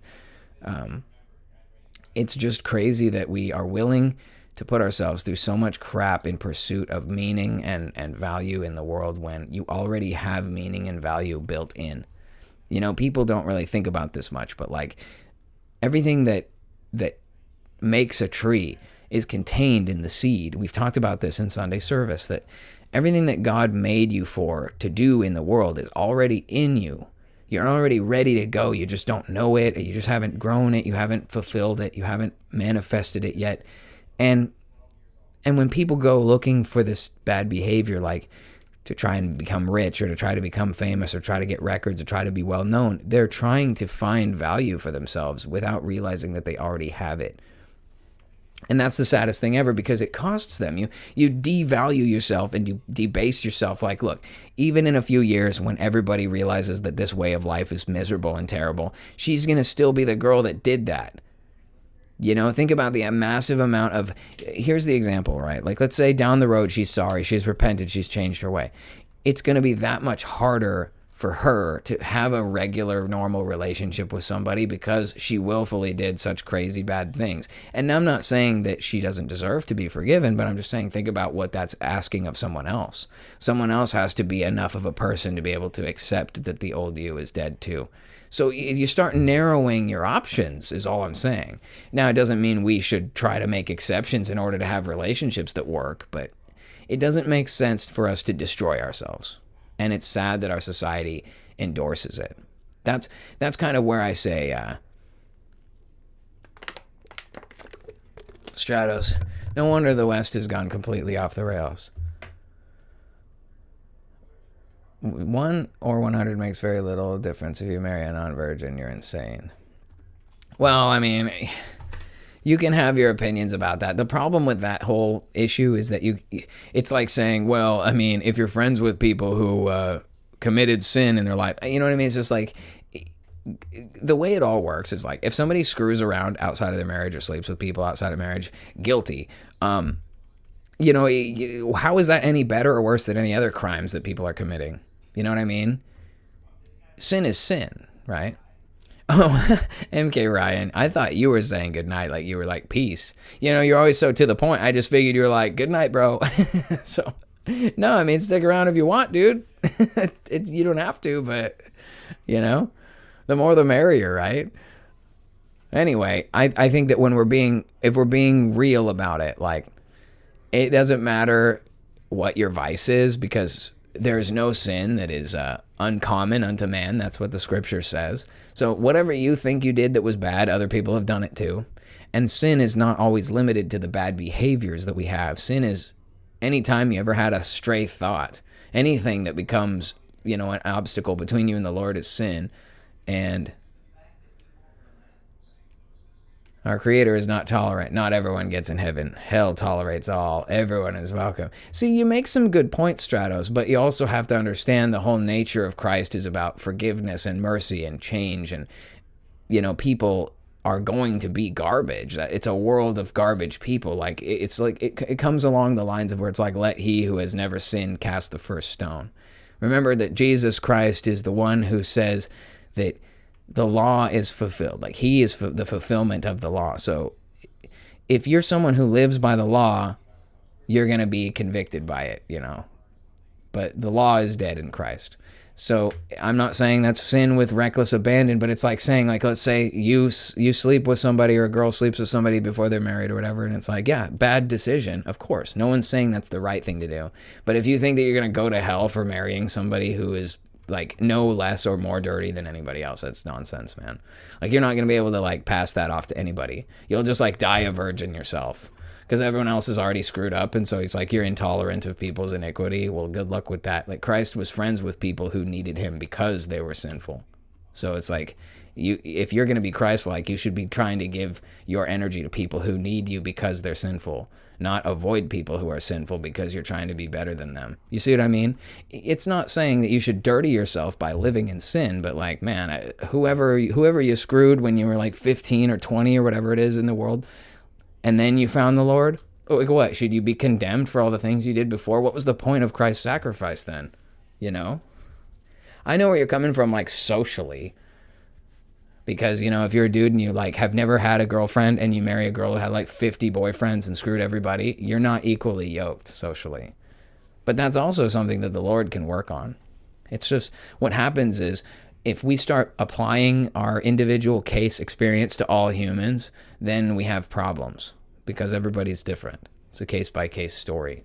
And I don't have anything against you, man. I think that your insight into God's intolerance and like his expectations is right. Like if it weren't for the fact that the church propagates all this bad behavior and tolerates all this bad behavior, our society wouldn't be so upside down, right? Like we should have higher standards for what's accepted in our behavior, in our society, in our laws and everything. I totally resonate with that. But when we're looking at each other, like on a personal level, I'm not talking about law. We're talking about heart, right? If someone has a heart that has changed, we have to forgive them. It speaks to our own weakness and frailty if we can't forgive people for the bad decisions they did to themselves. You know what I mean? Like, why is it your burden to bear what someone else has done for their sinful life? It should be very easy for us to forgive other people. If you're having a hard time, like, forgiveness is more than just, I'm not mad at you for it. It's dead. It's love keeps no records of wrongs, right? So if you meet a girl, she's the greatest girl you've ever met, and you find out she slept with like 50 guys when she was a high school, college crazy girl, and you're like 30 and she's 30 and she's changed. What can you do besides change your heart? You can't fix the past. So you say, well, I'm going to ruin my opportunity to have someone special in my life because I'm judging them based on the mistakes they've made. And it's like, luckily for my case, it's not that bad because I've done that same sin. So for me to meet a girl who slept with a lot of people and be able to forgive her, accept her for that, that's easy for me because I've done that. But maybe let's say she used to be a heavy drug user. That's scary. Someone who used to be a heavy heroin user could fall back off the wagon. You know what I mean? And then, and so that I could see how in my position, that might be a harder bridge for me to bear. Like you should never marry someone who's addicted to drugs or whatever. Because, they say once you're an addict, you're always an addict. You're just always in recovery. Now, that's not true, obviously. Things that are degenerative to humanity are usually demonic, and that means they can be fixed through the power of Christ. But yeah, man, it's like, it's tough because I know where you're coming from. Like, we should have standards. Like, when I bring up, like, it's Doomsday, that's because look around us, right, man? The West is completely degenerated into nothing, and, like, everybody hates each other, and the interest rate is through the roof, and nobody's a family anymore, People can't get along with their relatives, and nobody talks to each other anymore, and nobody gets together for Thanksgiving or Christmas because we all hate each other because we're all divided over all these nonsense things that don't even have to do with Christ most of the time. And it's not to say that Jesus is not the main figure and he's not important, but it's just like we deliberately let our focus not be him. Here's a good example. In America, we have a big debate about the southern border, about letting people in and stuff. And it's like my mind, my logical carnal mind is, we got to close the border, moratorium on all immigration. We got to fix the economy, blah, blah, blah. But then it's also like, why do we worry about it? Because we believe in scarcity of resources. We think there isn't enough to go around, so we think we have to close the gate on people. It's like even the concept of America existing is a rebellion against God. There are no nations. There is only one king, but here we are pretending there's a government here and a government there and a border there. We all made that up. There's no such thing as Mexicans and Americans. But we create these problems for ourselves by setting standards that we think are important, but they're based on our human mind. Stratos says, we can forgive, but we shouldn't excuse bad behavior that can't be undone. I don't blame the 304s. I'm blaming the losers who think they can rescue them, which is nonsense, hence the divorce rate, etc. Yeah, I think you're right, man. But also, like, this is the kind of thing where we have to make the separation, because I'm totally on board with you about data and stuff. Like, I watch a lot of like men's channels, and I totally know where you're coming from in terms of like the way things have gotten like materially bad. But remember, this is about a heart issue. It really is. So it's like what you say with the guys who support the system. Like, there's nothing I hate more than guys who spend money supporting like prostitution, for instance. Like, if you buy the massage parlor with the A-frame sign, we talked about rub maps on one of my previous podcasts, like that people are essentially being human trafficked at these massage parlors for hand jobs and other things at a very low cost. Not to advertise it, but it is a fact. And guys go down there and spend money on that. What a scumbag, right? And what a pathetic scumbag too. It's somebody's daughter, somebody's wife. It actually probably is somebody's wife. Somebody's mom, probably. And it's the same with like actual prostitutes on the street, male or female, it doesn't matter. people at their absolute worst, and you're taking advantage of them for carnal pleasures. What a monster. Or, I mean, even just to go so far as to say you buy OnlyFans content for people because you like it or whatever, it doesn't hurt anybody. This is where you're right, Stratos, about those kinds of people are not helping. They're actually horrible. But how can we make them do anything? They're not gonna have a revelation based on, I mean, look, if we made it illegal to do any prostitution at all, it would be difficult for them. And that might be what it takes as the responsible adults, right? That we be like, well, you guys can't be responsible enough. We need to end the prostitution industry so that you guys can't be tempted to do what's not right. Certain lines in the sand do have to be drawn. Like, this is my opinion on the abortion industry too, that you can't have a tolerance for actual killing of people. But what I'm getting at is that the moral aspect of it, if those guys who buy OnlyFans don't have a change of heart, they'll just find a way to get it anyway. It's like prohibition in the United States. Like, you can't ban alcohol because people just open up a speakeasy. That's what I'm getting at, right? What our problem is a heart problem. The only way you end prostitution is to teach people that they're too valuable to live like that. When I was a kid, even in the small town and in America, it wasn't that much better, but 20 years ago, right? Not even 20, say 15 years ago, 12 years ago, I knew 99% of the girls I knew, and there was 2,700 people at my school, and I knew like everybody. There would have been probably 1,500 girls in the district, and 99.9% of them would have been horrified if their nude photos got out. Like, they would have killed themselves over it. And there were people, I didn't know them directly, but in my generation, girls who killed themselves because their nude photos got leaked. And that's a sentiment. There's a couple different reasons. They were ashamed. They were embarrassed. But it's also, you feel that for a reason. It's like, if you look at a really crappy car and the paint's peeling off, nobody cares. But when you see a beautiful, nice car and the paint's peeling off, it's cringe. It hurts. It's like, ah. And these girls valued themselves. And they saw their value being desecrated. That their decency was lost. And then all these people saw them in their vulnerability. And so, it's just one of those things where people they just are lacking consciousness, and so they're lost because of it. Broad is the gate, and broad is the path that leads to destruction. Okay, and we know that.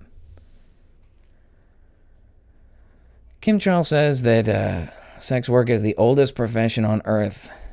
Wendy obviously is very much against that, and I agree. My opinion is that it should be absolutely illegal to behave in such a way.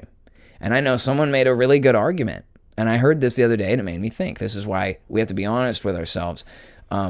Men, especially, but people, we trade our time and energy with our bodies for money. The difference is, and this is a hard conversation to have with people who aren't spiritual in their mind. If I take this water bottle and I pick it up, or if I have jugs, let's say it's a carton of it, like a 40-pack's pretty heavy, and my job is to stack them on the pallet and then wrap the pallet and then send the pallet to the truck and then stack another pallet and wrap it. There's nothing dishonest about that, right? I am exerting physical force, moving cases of water all day, loading them on the pallet, wrapping the pallet, trucking it over, putting it in the rig, building another one. These people, this happens. How do you get water bottles? People are stacking pallets, okay? Is there a spiritual thing taking place when you pick up a case of water and put it in a stack? No. And it would be nonsense to act that there's something magical about picking up a block of stone and moving it over there, or a log and moving it over there, if all you're doing is moving a thing. But I can promise you that there is absolutely no way you're getting past the smell test when it comes to the Lord, that there is any sexual content you can engage in that's not spiritually ramified. What I mean is that, it is a fact that whole procedure is part of a special, it's basically a sacred bonding ritual that God created for man and woman. And if you are using it for anything other than that, you're basically just playing with fire. And that's the reason, right? So it's if you sell your body as a worker, You're doing a benign menial task for money. You know what I'm saying? But if you want your this guy Chad Limestall, it's funny that we actually got people in here who are like naysayers. Welcome in, Chad. Good to hear from you. Well, I mean, the reason it's reductive is because it's simple, like you. When I bring the argument down, it's because I can't have a complex argument with people who think the world is a ball flying through space, like you probably think. So that's the issue, basically. So if you think I'm being reductive, it's because you're not very smart, and I have to do that to make it make sense for you. Anyway, so what I was saying is that it's a spiritual thing what you're doing when you make sexual contact with people. There's no denying that.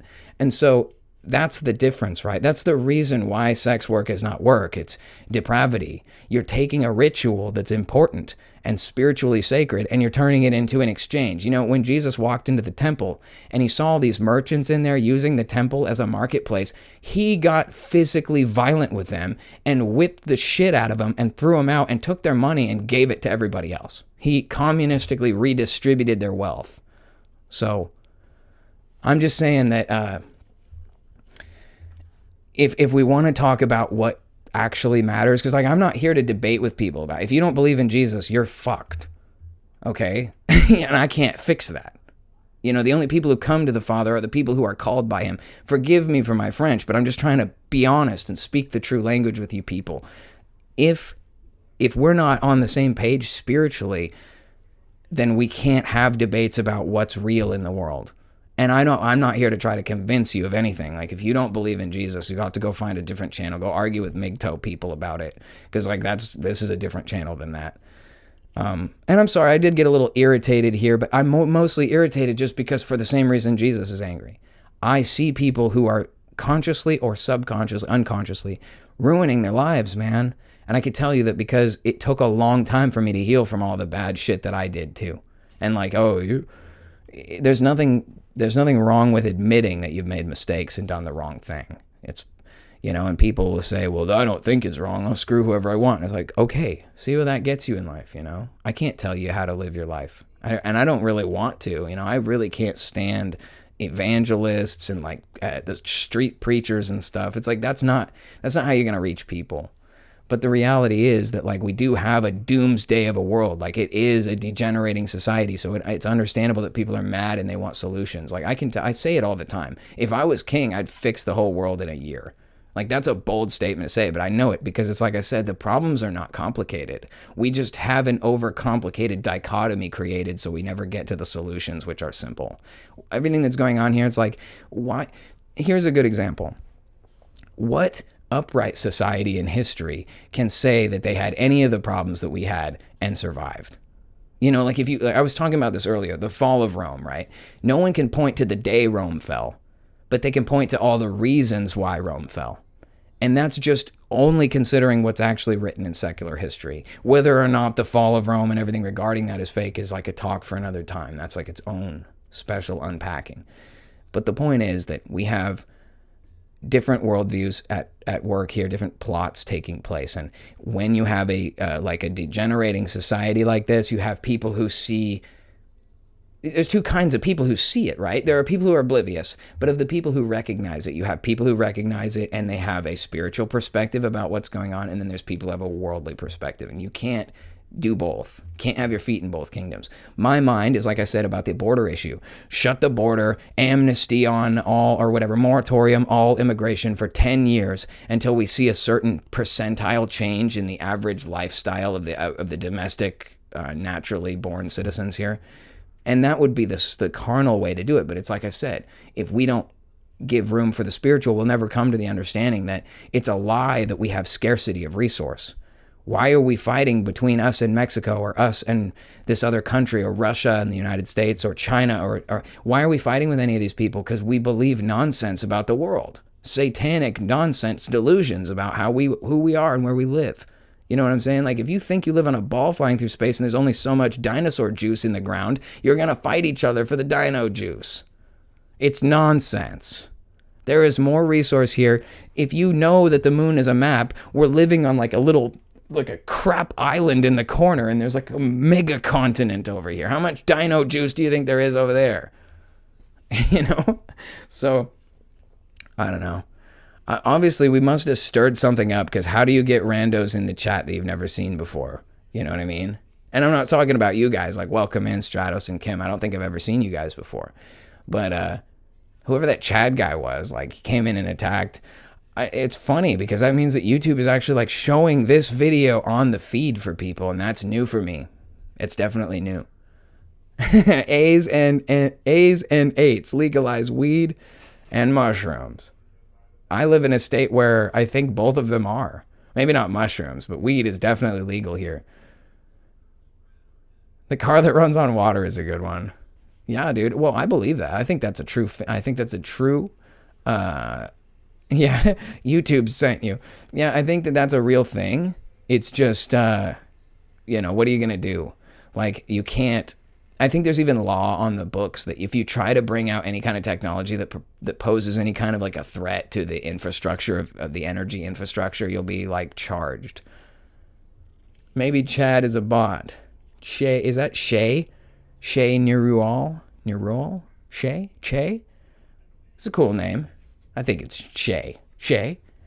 I'm just guessing. I don't know.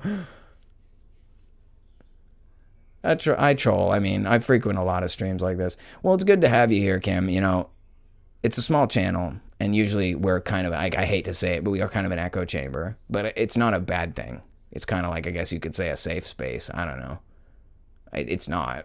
but I mean, if you look at it from the perspective of like, we're all weirdos and believe in weird things, but it's cool if you have weird ideas. Like, if you have weird ideas, you're welcome here to share them. We're going to have probably disagreements. I'll totally argue with you.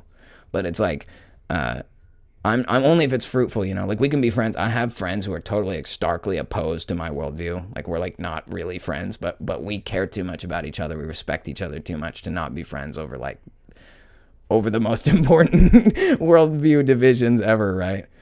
I think we can work it out, right? At the end of the day, we're all suffering from the problems, right?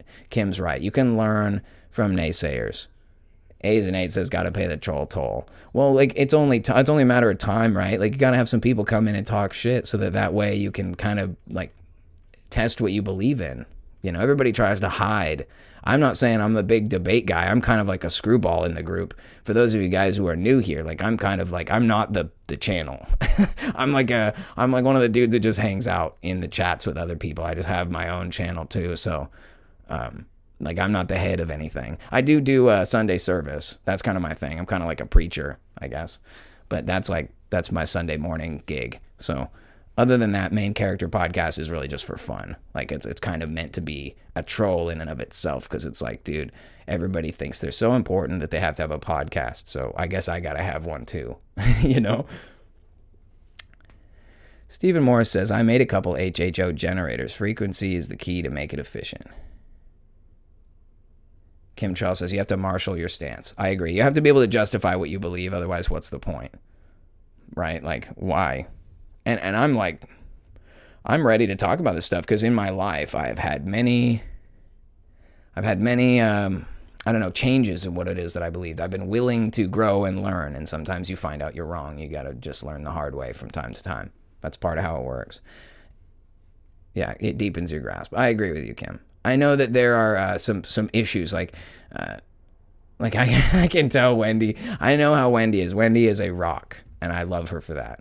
Wendy is so stout in her beliefs, sturdy, and I think Wendy's right most of the time. Whenever I find myself kind of going a little off the ramps, or if I just don't know, I'll be like, is it this, that, or the other thing? And Wendy will send me like the chapter and verse, and it's really awesome. And I'm grateful for that. Sometimes her replies are really like blunt and to the point, and she worries about it, but I think it's great. You got to have people who are willing to just tell it like it is, you know? Charlie Nuclear says the resonant frequency of water, depending on the context, is typically considered to be around 2.45 gigahertz. Interesting. But what does that do? You know what I mean? Like, if, say, you know the resonant frequency of water and you apply that resonant frequency to water, what does that do? You know, this is all stuff I don't understand. This is more of that, like, if we knew, we'd probably be operating in a different system than we are. It's part of, like, the whole, you know, redistribution of secret technology, you know. But that is like a TV station, crystal transmitter components. I saw a video one time of a guy who supposedly was powering his TV using RF only. Like, he had an RF receiver and it converted the remote or the radio frequency into, like, electrical current that he could use to run the TV. So that's interesting. Shay says, I subscribe because Jesus is Lord. You guys seem chill. Amen. Welcome in. Glad to have you. Charlie Nuclear says it splits the atoms away from each other. Yeah, that's all above my head. I'm not a nuclear physicist. I'm just a skeptic. I am, however, a little bit of a cultist, you know, and when I say that, I mean, I have some ideas that the mainstream would think I was crazy. Kim says it aligns the atoms. Okay, so it creates, like, what Charlie's saying, like, it crystallizes, or, like, it would freeze, but it's not ice. It's, like, holds the molecules in a, or the atoms in this case, in, like, a field, perhaps.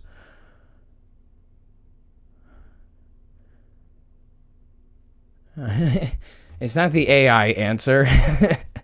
Probably. Well, I'm going to have to give Wendy the permission to be a moderator. Wendy, do you know how to do that?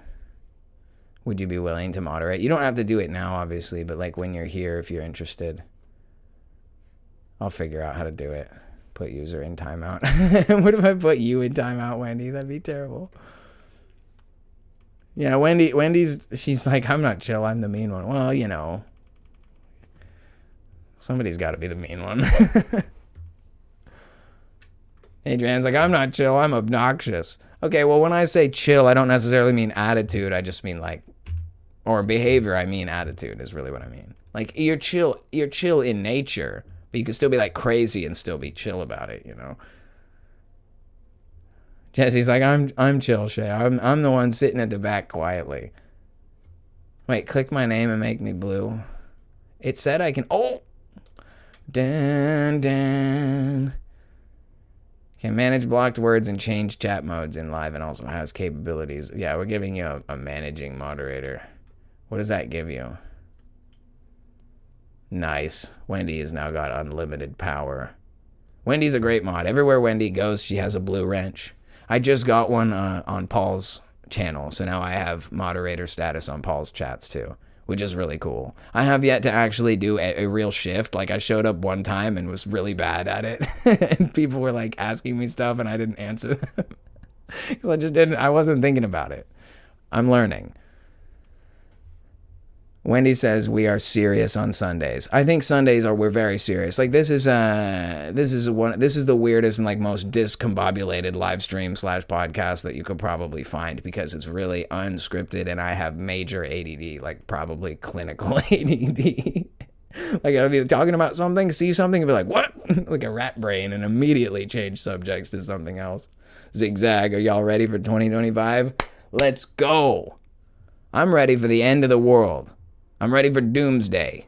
And by that I mean, when stuff starts going crazy, if they blow up a nuke and devastate New York and it's World War III, and it's like, you know, if a space laser vaporizes me, I'm going straight to the kingdom, so bring it on.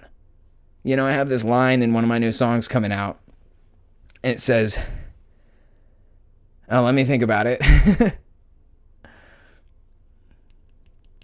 Oh, it sucks. It's escaped me. I haven't worked on it in a minute. I'll have to go back out there and work on it. It's if you tried to kill me, you'd be setting me free, because my soul belongs to the King of Kings. But there's more to it than that. There was like a whole line that goes before that, and I just forgot what it is. But, you know, it's kind of like, this is something that I do want to discuss, since we're getting kind of close to the end here. Oh, you're very welcome, Wendy. I'm glad to have your help.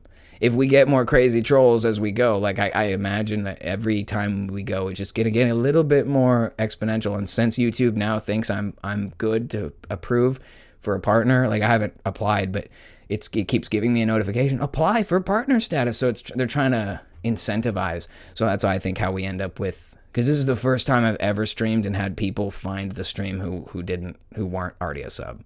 It's kind of, I can smell the difference in the air. Crazy. Plus, I brought up drones, and that's like the subject, right? You call it drone wars, and then he doesn't even really talk about drones in the entire thing. You know, I make myself laugh, dude. And I know that's like, what? You shouldn't like yourself that much, or maybe you should. I don't know. Why else would it be called the main character if you didn't enjoy the show? You know? I gotta call it the last character I even want to listen to. But anyway, it's just funny, dude. I try to give myself something to think about so I can have some direction. But at the end of the day, it's like, I really like to leave the line open so that you guys can kind of lead the pack. Because when we're doing this is not a real presentation of any data or anything. I'm just out here spitballing and sharing my thoughts. But it's definitely like, it's easier when you have something, like if you're reviewing a video or if you're like talking about something specifically like drone wars. And drone wars is a thing. I guess I could just, I'm running out of time. It's like now I've rambled for 2 hours and now I don't have any time to talk about anything serious. But Meyer Buttrick says, drones smones. Yeah, I agree. Clickbait should be ashamed of yourself. It's funny, I have one video that has a clickbait title. I was just looking at the archive. I have a bunch of videos that are like private because they're like from an era where I was like, I wasn't really proud of myself screaming the F word all the time, trying to work on it. And so some of my older videos are privated. I was looking at one of them. One of them has a clickbait title and it says, clickbait title. Sorry. I was like, I'm shamelessly giving a clickbait title to try to escape the shadow ban of the algorithm or whatever. So, yeah, it happens fast. 2 hours already. This apocalypse too shall pass, waiting out the world, says Jeffrey. Amen, brother. Yeah, we are like, I don't know how else to explain it. We have been prepared for just such a time, right? Look at your own life and look at the trajectory and everything you've ever done and think about how much your mind and your opinions and your view, even if you don't know everything, we don't know everything, but think about how much you've changed over just the last few years. I think that the Holy Spirit is working in the world, and I don't mean that to sound sappy. I think that there's some big stuff's going to happen and God needs some people who are ready for it, you know? So there's a lot of people who said, Meyer Buttrick says, YouTube said you suck and sent me one of their worst trolls. You couldn't make it, so here I am. Well, I do suck. but not in the way you might think. I'm just kidding. Onlyfans.com/cultofcon. No, that's not real. Although if you watch one of the earlier episodes, I do have a shirtless episode because it was like 115 degrees in my house. Everybody thought it was, what do they call it? Oh, Conley fans. C-only fans. It's Cult of Con only fans. Anyway, Adrian says, eternity is now. Well, I mean, think about it, right? Like you say, Adrian, the Christ, he is risen. He is alive, and he is king today.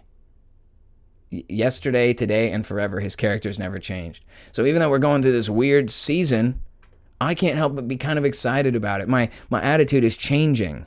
I used to be really depressed, you know, as I started to wake up, I was like, I can't relate to anybody, and I think I'm crazy, and I don't believe anything anymore. I can't like anything anymore, because every movie's about aliens, and I think space is fake and gay, and, you know, like, well, what are you supposed to do? Marvin Vargas says, Amalek knows the evil Zionist plan. Divide, conquer. Have the Muslims kill Muslims, Muslims kill Christians, U.S. government versus AIPIC, lackey. God bless Russia, China, Iran. That's a pretty good diatribe, Marvin. I don't know if I even disagree with anything you said. Stephen Morris, I don't consider myself a cock fan. So you don't want to go visit the cock store. Nobody wants to make any purchases from the cock store this afternoon. I'm going to plug it one more time. We do have a new merch store coming out, so if you guys want to be a part of the original, very first series of merchandise and help support the channel, we do have the cock store available, and I just dropped it in the chat if any of you guys are interested. We also do have patreon.com/thecultofcon, which is still in its early stages, you know, give me some time here. Eventually, like I've said, I'm going to end up getting violently ill from one of these restaurants that I go to for my food eating channel. Food eating videos called Guys Gotta Eat. And when I become violently ill, I promise to record it and share all of my symptoms with the Patreon. So maybe just get over there and sign up for free. There's a free tier, so no cost if you just want to be there for whatever the future holds. Shay says UAPs come from New Schwabenland. I love that. I love that. because I'm big on New Schwabenland. I love that conspiracy theory, and I really think there's a lot of merit to it. That ties into Ice Wall and moon maps and all that good stuff. So check back next week. We're going to talk about that. We'll let the Ice Wall be our holiday fun adventure. It'll be like, Santa comes flying down over the ice wall and drops some Christmas bombs on all of us. Wendy says, Steven, buy a hoodie. All the cult members are getting one. Yeah, you have to have that hoodie to get into the secret cave for the underground meetings. You have to have an official Cult of Con hoodie. I like the idea of Cult of Con, like what Jeffrey's saying. Either I have a small horse that's like my pet, that I raise him to become like a racehorse, or it's the Cult of Con, like it's a Peacemaker revolver, and I buy it and it says the Cult of Con, like it's a gold and engraved, and like a late 1800s revolver. That'd be so cool. I think we've talked about that before. Guys, it's been crazy. I can't believe we've already been here for 2 hours. I'm sure it was like very weird and random. I just never know what's going to happen when I come out here, but it's been good. I had a good time. I had fun. I always have fun with you guys. That's, I think, the reason why y'all keep coming back, because we always have something fun to talk about, something fun to do. So it's been good, guys. It's been really good. Like I said, check out that merch store if you guys are interested. Patreon.com/thecultofcon. Show some support. Hit that like button. Hit the subscribe thing. All of that weird and crazy stuff. And keeping up with tradition, I will pull something for you guys. I always like to have a little something for us to enjoy on the way out. So, okay, where is it? Hold on. They always do this to me. I think I saved it to my playlist. So, they always try to get rid of my favorite pieces that I always try to share with you guys, and then it goes away from my list and I can't find it.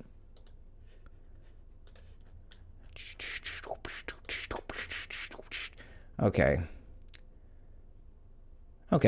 Well, No Country for Old Men apparently was added to my playlist. I don't know how that happened.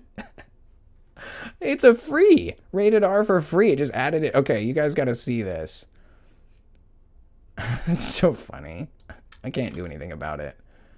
All right, guys. It's been awesome. I'm going to share with you guys one of these weird songs that I found, so that'll be it for the night. Thank you guys for coming. This has been episode, or I guess level 22 of the Main Character Podcast, made possible by the Cult of Con. That's you guys. Thank you for being here. I am Con Man, and I will see you guys on Friday for Bulge Khalifa. And then we'll be back on Sunday for Sunday service, as we often are. With that being said, thanks for being here, guys. We'll see ya. Take it easy.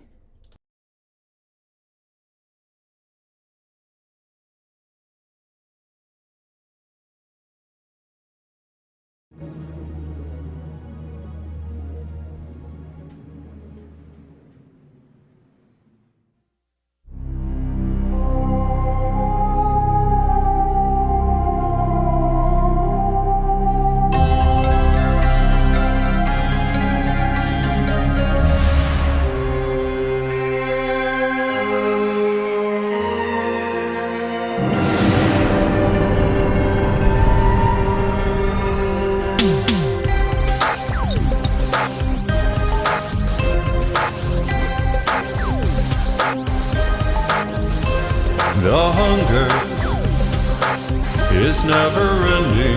The hunger is never filling. Always thrilling till it burdens your soul and you fall into a bottomless hole.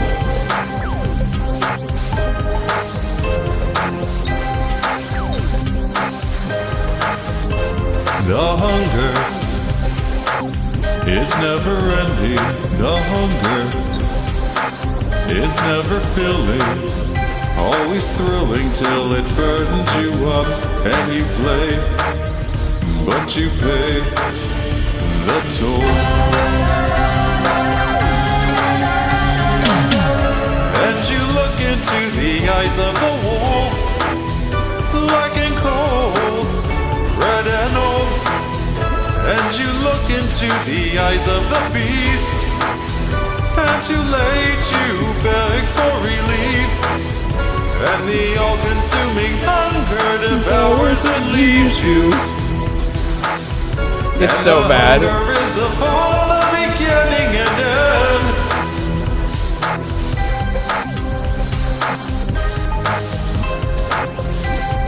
It's a slapper, okay? The hunger Take it easy, guys. is never ending. The hunger is never filling. Always thrilling till it burdens you up and you play, but you pay the toll.